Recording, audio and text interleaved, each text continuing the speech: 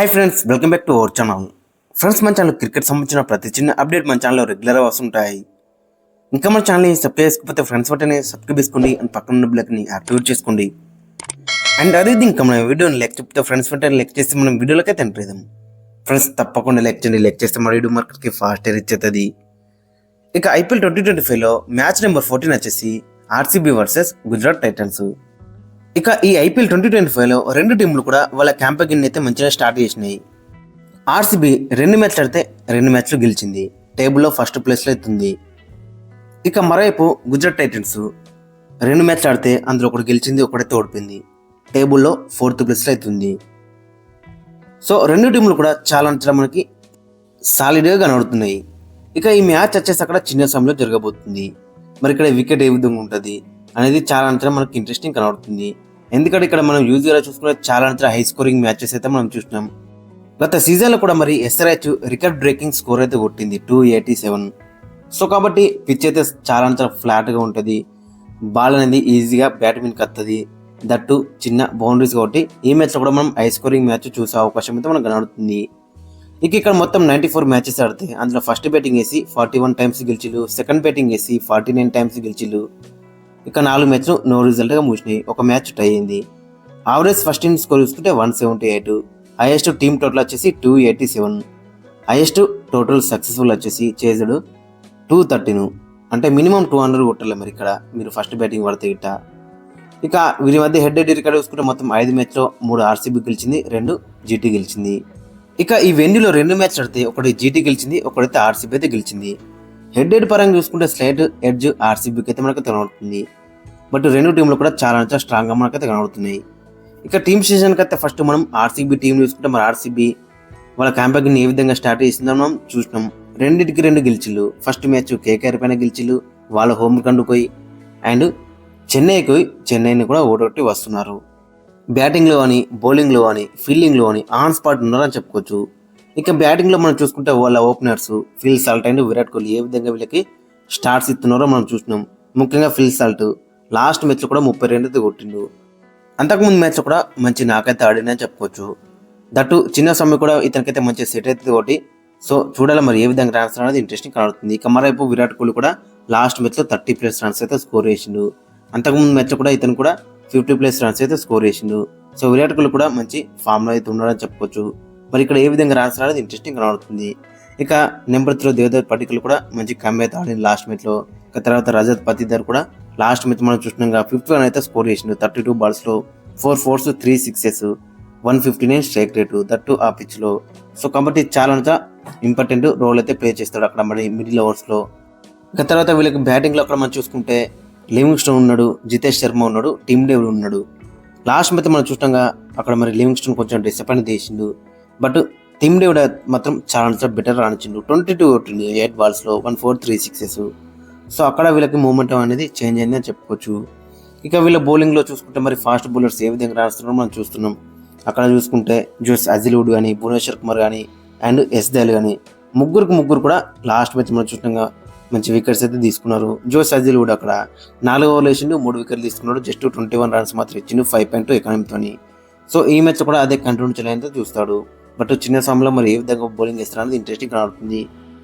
ఇక మరోవైపు Bhubaneswar Kumar last match మనం చూసినాక మరి ఏ విధంగా రాణించిండు. ఫస్ట్ మ్యాచ్ అయితే ఆడలేడు, బట్ సెకండ్ మ్యాచ్ ఆడిండు, 3 ఓవర్లు వేసిండు, 20 రన్స్ ఇచ్చిండు, పవర్ ప్లేలో ఒక వికెట్ అయితే తీసుకున్నాడు. బట్ ఇక్కడ కండిషన్స్ ఫాస్ట్ బౌలర్స్కి ఏ విధంగా అనుకూలిస్తాయి అనేది ఇంట్రెస్టింగ్ కనబడుతుంది. ఎస్ దయాల్ కూడా లాస్ట్ మ్యాచ్లో అయితే 2 వికెట్లు అయితే తీసుకున్నాడు. ఇక స్పిన్ డిపార్ట్మెంట్లో శ్రేయస్ శర్మ అండ్ కృణాల్ పాండ్యా కూడా వీళ్ళకైతే మంచిగానే రాణిస్తున్నారు. ఇక ఫైనల్ వీళ్ళ యొక్క ప్లేయింగ్ లైన్ అక్కడ మనం చూసుకుంటే ఓపెనర్స్ వచ్చేసి Virat Kohli and Phil Salt. ఇక number 3 Devdutt Padikkal, number 4 Rajat Patidar, number 5 Liam Livingstone, number 6 Jitesh Sharma, number 7 Tim David, number 8 Krunal Pandya, number 9 Bhuvneshwar Kumar, number 10 Josh Hazlewood, number 11 S Dayal. And impact ప్లేయర్గా శ్రేయస్ శర్మ ఒకరైతే బ్యాటింగ్ ఫ్రెండ్లీ వికెట్ అయితే మాత్రం ఖచ్చితంగా ఇంపాక్ట్ ప్లేయర్గా రషీద్ సలాంని కూడా తీసుకొచ్చే ఛాన్స్ అయితే మనకైతే కనబడుతుంది. అతని దగ్గర మంచి స్లోవర్ వ్యాన్స్ అయితే ఉన్నాయని చెప్పుకోవచ్చు. ఇక మరోవైపు గుజరాత్ టైటన్స్ విషయానికి వస్తే మరి గుజరాత్ టైటన్స్ లాస్ట్ మ్యాచ్ మనం చూసినాక వీళ్ళ పర్ఫార్మెన్స్ ఏ విధంగా ఉందో with the bat and with the ball చాలా బెటర్ రాణించాలని చెప్పుకోవచ్చు. ఇక వీళ్ళ బ్యాటింగ్లో మనం మెయిన్గా చూసుకుంటే శుభ్మన్ గిల్ ఏ విధంగా రాణించడం మనం చూసినాం. లాస్ట్ మ్యాచ్లో 38 అయితే కొట్టిండు 27 బాల్స్లో. చిన్న చిన్న క్యామెరాస్ మంచిగా ఆడుతున్నాడు. బట్ స్ట్రైక్ రేట్ అక్కడ మనం చూసుకుంటే మంచి స్ట్రైక్ రేట్తో అయితే ఆడుతున్నాడు. బట్ ఆ చిన్న చిన్న క్యామెరాస్ని పెద్ద కింద అయితే కన్వర్ట్ చేయలేకపోతున్నాడు. సో కాబట్టి ఖచ్చితంగా ఈ మ్యాచ్లో పెద్ద నాకు ఆడదామని ఇతనైతే చూస్తాడు. ఇక మరోవైపు సాయి సుదర్శన్ కూడా 2 మ్యాచ్లు ఆడితే 2 మ్యాచ్లు కూడా చాలా బెటర్ రానిచ్చిండు. లాస్ట్ మ్యాచ్లో 63 అయితే కొట్టిండు. 41 బాల్స్లో 4 4s 2 6s 153 స్ట్రైక్ రేట్తోని. బట్ లాస్ట్ మ్యాచ్లో మరి ఫీల్డింగ్ అయ్యేగా కొంచెం ఇంజురీ అయితే అయింది. మరి మ్యాచ్ ఆడనేది కూడా మనకు కొంచెం డౌట్గా కనబడుతుంది. బట్ ఇప్పటివరకు కూడా ఎటువంటి అప్డేట్స్ అయితే రాలేవు కాబట్టి ఖచ్చితంగా ఈ మ్యాచ్ ఆడే ఛాన్స్ అయితే మనకి ఎక్కువ కనబడుతుంది. ఇక నెంబర్ 3 అక్కడ మనం చూసుకుంటే జోస్ బట్లర్ కూడా లాస్ట్ మ్యాచ్లో 39 అయితే కొట్టిండు. 24 బాల్స్లో 5 4s 1 6 162 స్ట్రైక్ రేట్తోని. సో వీళ్ళకి టాప్ 3 మంచిగా సాలిడ్గా మనకైతే కనబడుతుంది, స్ట్రాంగ్గా కనబడుతుంది. బట్ తర్వాత మిడిల్ ఆర్డర్లో మనకైతే బ్యాట్స్మెన్స్ అయితే కనబడట్లేరు. మరి షారుఖ్ ఖాన్ ఏ విధంగా రాణిస్తాడు, రూథర్ఫర్డ్ ఏ విధంగా రాణిస్తాడు అనేది మనకి చాలా ఇంట్రెస్టింగ్ కనబడుతుంది. అండ్ ఫినిషింగ్లో కూడా మరి అక్కడ రాహుల్ తివాటి ఏ విధంగా రాణిస్తాడు అనేది కూడా ఇంట్రెస్టింగ్ కనబడుతుంది. ఇక వీళ్ళ బౌలింగ్లో చూసుకుంటే మరి బౌలింగ్ అనేది చాలా బెటర్ కంబ్యాక్ అయితే వేసిలని చెప్పుకోవచ్చు. ఫస్ట్ మ్యాచ్తో పోలిస్తే సెకండ్ మ్యాచ్లో మొహమ్మద్ సిరాజ్ ఓపెనర్ 2 వికెట్లు అయితే తీసిండు అక్కడ. సో కాబట్టి ఈ మ్యాచ్ కూడా అదే కంటిన్యూ చేయాలని చూస్తాడు అక్కడ. మొత్తం లాస్ట్ మ్యాచ్లో 4 overs ఇచ్చిండు, 34 runs ఇచ్చి 2 wickets అయితే తీసుకున్నాడు. తర్వాత ప్రసిద్ధ్ కృష్ణ కూడా మరి లాస్ట్ మ్యాచ్ మనం చూసినాం ఏ విధంగా ఇంపాక్ట్ క్రియేట్ చేసిండో. So player of the match కూడా గెలుచుకున్నాడు. 4 overs వేసిండు, జస్ట్ 18 runs మాత్రం ఇచ్చి 2 wickets అయితే తీసుకున్నాడు. బట్ కగిసర్ అప్పుడు కొంచెం డిస్టర్బ్ చేసిండు. మరి తర్వాత స్పిన్ డిపార్ట్మెంట్లో కూడా సాయి కిషోర్ మంచి రాణించినప్పుడు కూడా రషీద్ ఖాన్ 2 మ్యాచ్లో కూడా చాలా డిసప్పాయింట్ చేసిండు. మరి ఈ మ్యాచ్లో ఏ విధంగా రాణిస్తాడో ఇంట్రెస్టింగ్ కనబడుతుంది.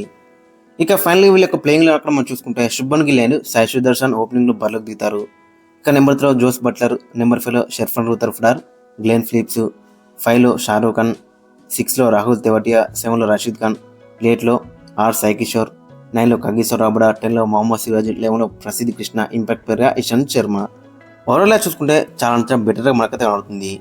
ఇక కీ బ్యాటిల్స్ ఒకసారి మనం చూసుకుంటే విరాట్ కోహ్లీ వర్సెస్ మొహమ్మద్ సిరాజ్. ఈ బ్యాటిల్ మాత్రం చాలా ఇంట్రెస్టింగ్ ఉండబోతుంది పవర్ ప్లేలో. ఇక Bhuvneshwar Kumar versus Jos Buttler. ఈ బ్యాటిల్ కూడా మనకి చాలా ఇంట్రెస్టింగ్ కనబడుతుంది. ఇక Mohammed Siraj versus Phil Salt. ఈ బ్యాటిల్ కూడా మనకి చాలా ఇంట్రెస్టింగ్ కనబడుతుంది. మొహమ్మద్ సిరాజ్ వర్సెస్ చెప్పాలంటే Virat Kohli and Phil Salt ఏ విధంగా రాణిస్తారో అది ఇంట్రెస్టింగ్ కనబడుతుంది. And Shubman Gill, Sai Sudharsan versus Josh Hazlewood and Bhuvneshwar Kumar. ఎందుకంటే ఇటువైపు చూసుకుంటే ఇద్దరు ఓపెనర్స్ శుభన్ గిల్ అండ్ సాయి సుదర్శన్ మంచి ఫామ్లో ఉన్నారు. ఇటువైపు చూసుకుంటే భూవే అండ్ హజల్వుడ్ పవర్ ప్లేలో చాలా బెటర్ రాణిస్తున్నారు. సో కాబట్టి చాలా ఇంట్రెస్టింగ్ ఉండబోతుంది. ఫ్రెండ్స్ మరి మీ యొక్క ఒపీనియన్ అయితే కింద కామెంట్స్ మెన్షన్ చేయండి. ఏ టీం గెలుస్తుంది అండ్ మీ యొక్క ప్లేయింగ్ లెవెన్ కూడా కింద కామెంట్స్ మెన్షన్ చేయండి.